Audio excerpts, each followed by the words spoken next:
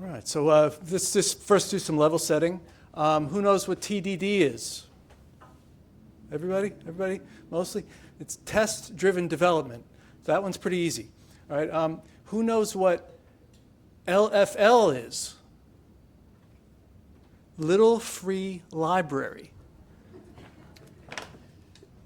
So right behind Seattle's the community college, there's a Little Free Library, and it's right near where we do our Capitol Hill meetup. Well, it was sometime around March, I think, where I ended up walking by there on one of my Sunday walks. You stop by, you go to the French guys, get some bread, maybe stop and get a donut, a Top Pot, and then walk by the Little Free Library. I see this, I'm like, I don't know. I needed something to build a website. See, I had been a Power Platform developer. Anybody know Power Platform?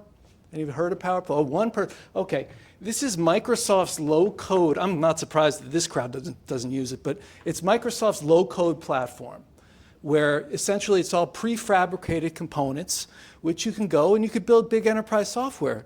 And I got a certification for it. Now, why did I do that? I needed to get back in tech. I was out of tech for a really long time. I went to Carnegie Mellon undergrad. Are there comp sci people who majored in comp sci in the room here? Anybody? Anybody? Are there people who dropped out of comp sci? There are people who try to take it again the next year and then have to drop out again because you get into something with like expression, like how do you do like a system that can handle expressions? So you have to basically write some system, like a parser for expressions.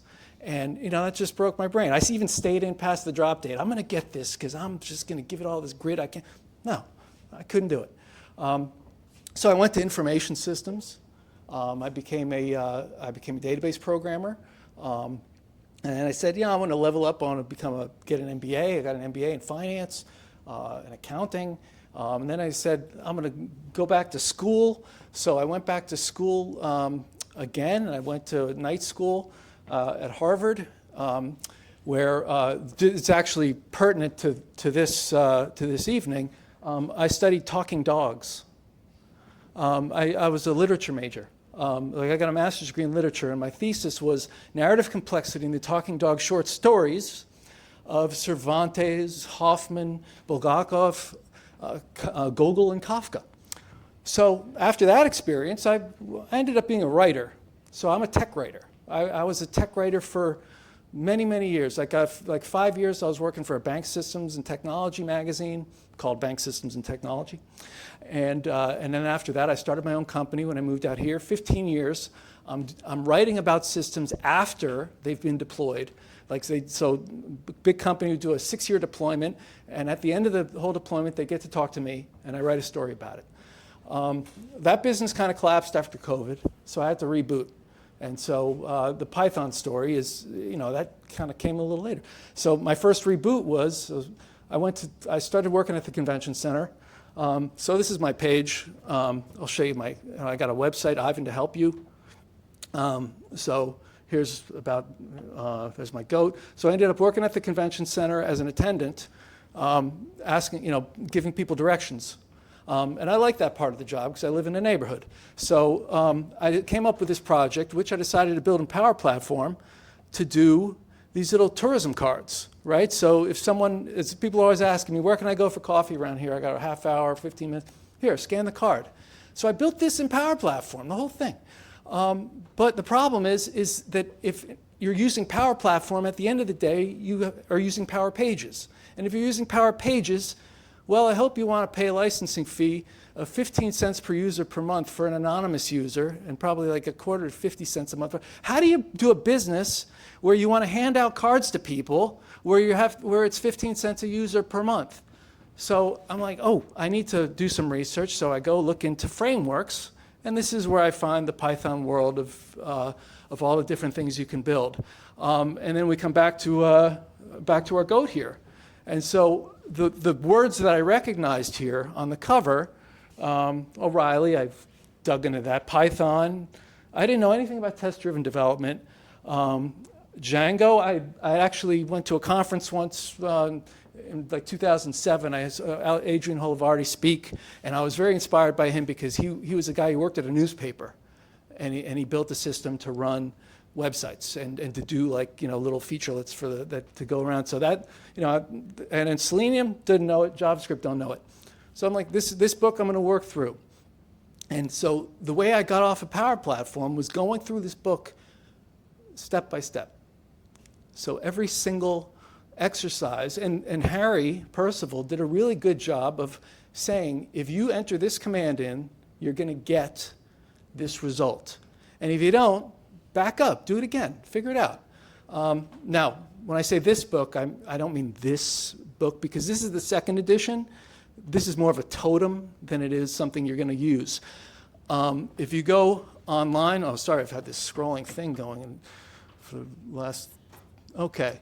If you go to this website, you'll get essentially, you can buy it on Amazon, you can buy it on that, you can read it online, or you can read it online for free. It's got the whole book here.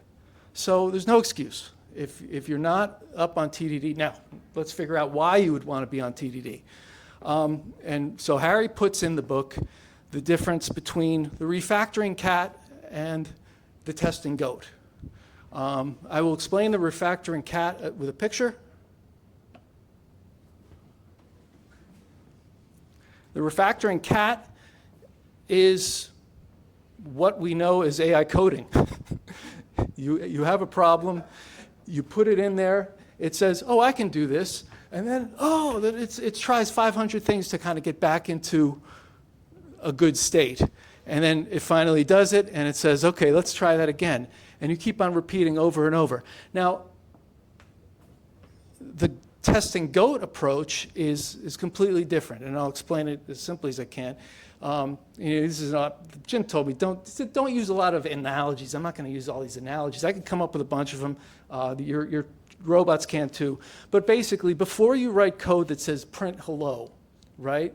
And you're like, oh, that worked, fine. What you should do first is write a test that says, does print hello show on the screen? Okay. So you run the test. Does print hello run on the screen? And the answer is no, because you didn't write any code yet. You did the test first. So your next job is what? You're going to go to the code side, and you're going to write the code that matches the test. So now you have two pieces of code.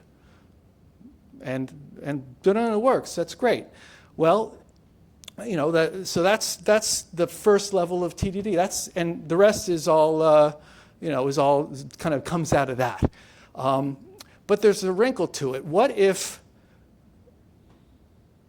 it doesn't really, if the test is wrong, right? So if the test says, did you say, what if you go on there and you say,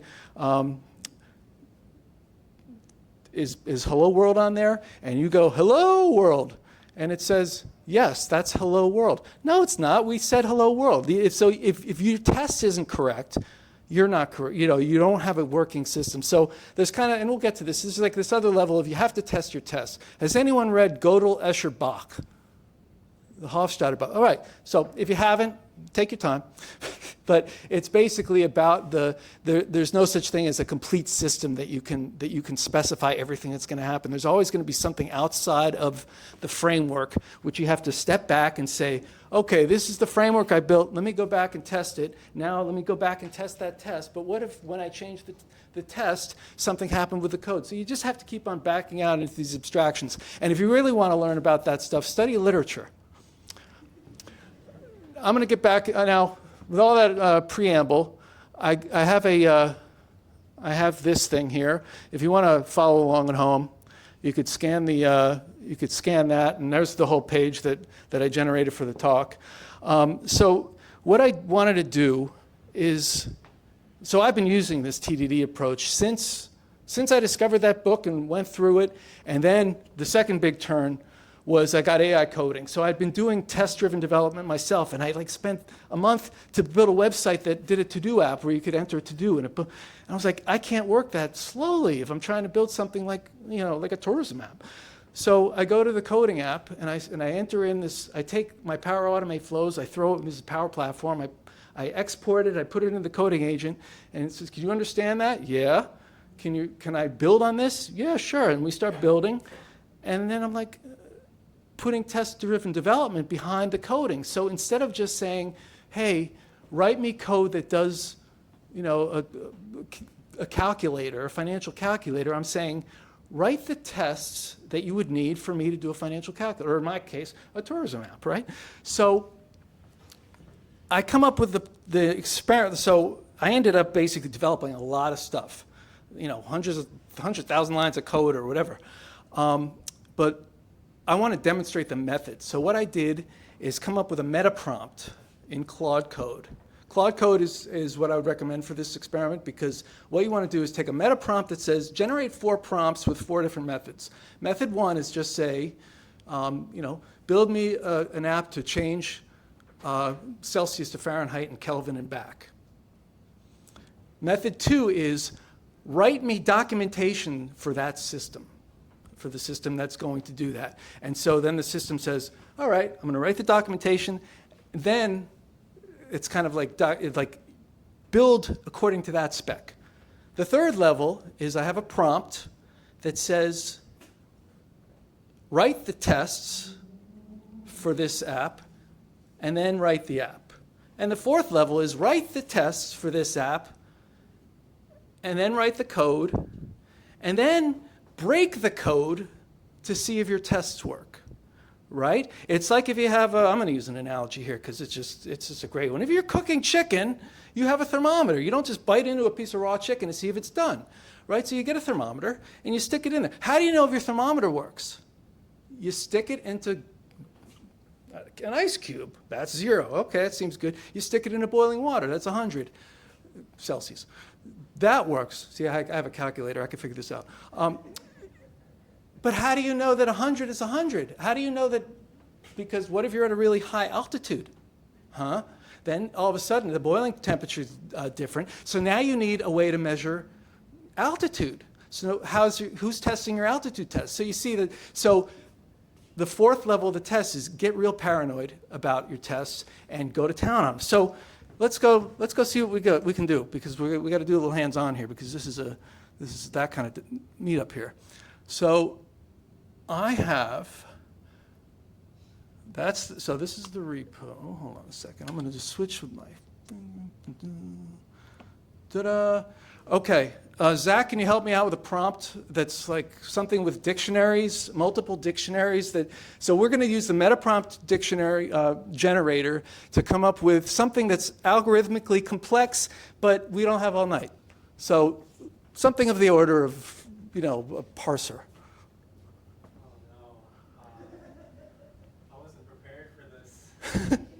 All right, I have some canned prompts. I don't want to put you on the spot, but what I want you to do, though, is clone the repo at home and do what I'm about to do. You feed it, so you basically open up Claude Code in the repo with a blank screen like this, and then just type in a sentence of what you want it to do, and it'll go. So the experiments I have, and since I think we're getting, I don't want to take all the time here. I have a couple of experiments, so these are the algorithmic experiments, right? I don't know what an LRU cache is. Interval merging with gaps, okay. Sliding window rate. Expression evaluated with precedence. That's what got me knocked out of sophomore year at Carnegie Mellon. That son of a, I fucking hate that. So we're not going to, anyway. But you know what? I did it. Let me show you what happened. Here it is. I got it. Remember that thing? All right, that's the experiment. So this was the experimental design. Here it is, expression evaluator. So I had it run 4 different ways, right? And it actually wrote code. You guys wanted to see code, right? Yay, okay, there's code. There's the calculator CL. It even wrote me a CLI. It did all sorts of stuff. And it gave me a readme of what it did for that. So I wish I had this in college, my God. So it tells you what, so it runs the 4 in different, it runs each experiment in its own, and I controlled it. I told the meta prompt says, don't tell the agent that you're part of an experiment and you're the stupid one, right? just do the job. So I call it, instead of like the naive prompt, I call it the immediate prompt, right? So it's like, oh, this is great. I could just jump in. And then, the other, so everyone, it's like kind of random controlled, blind sample, all that stuff. So I'm doing like science here. It came up, this is what, let me, hold on a second. I'm going to do a little trick here. So when I run this thing, the first method took 4 minutes to do the naive approach. It's not listening. I could call it naive. The second method with the docs first took a little longer. So the other 3 methods didn't take that long. And look what happened with the code quality, right? And this is why test-driven development is important, because a guy like me can develop software that's tested, and I don't know how to do a for loop. So. And it tells you what it did. So look, the naive one said it used the eval function. Even I know that's bad. You don't just want to accept random things into your function and let it execute. That's what's like, okay. But the next one, it did professional modular architecture. And the second one looks like how I probably would have tried it, because it made a different Python file for every single thing, right? That's kind of, and so if the TDD approach, on the other hand, plopped it in an expression evaluator thing with, I'm not gonna, we can't, maybe you guys could read this stuff, but no, it's pretty tight code. I mean, I could if I really took the time, but come on, man. So let's just kick one off though. So I have a sample. I'm just gonna do the short, so I have some experiments here that are that's the independence. Okay, so, all right, the potential experiments, I did some that are kind of like easy to understand, like as a human being. So like smart calendar conflict, markdown to slides. Jim and I worked on a password manager. So, where basically you could have like, icons in your stuff. But let's just do a real quick example of what I call smoke test, right? So we're going to do a word counter, okay? So we're doing a word counting utility. That sounds easy enough, okay? So we come here and I type word counting utility. Come on, any language. Okay. Y'all see that?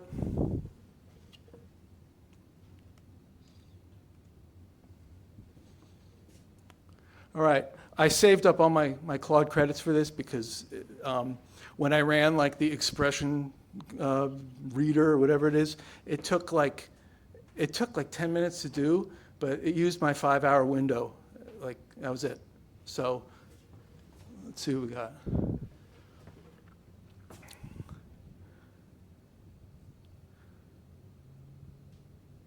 I probably shouldn't have said all languages, but let's see how far it goes. I mean, because how does it know all languages? Yeah, go ahead, Paul. Okay. So that's 5 minutes. We'll come back to that. Anyway, just to show you what I built with all this. So this is my. I'm going to show you my website because, so I came up with this Convention City cards, and all of these sites that I built the sites as essentially database-driven websites. Okay, well, you want to put the video in there. So this is the opening last weekend. So, Colleen, I'm trying to use your framework, but it's, but this one, essentially, I built templates that could serve up any content just with configuration. So you see these tabs here? Those are in a config file. You see these are destinations. These are also in a configuration file, and then it's pulling up stuff from markdown files here. So it's all configuration based. Nothing is basically, so I can update a template as quickly as I want. Here's the South Lake Union one, right? So Amazon's in town this week. So I got all these.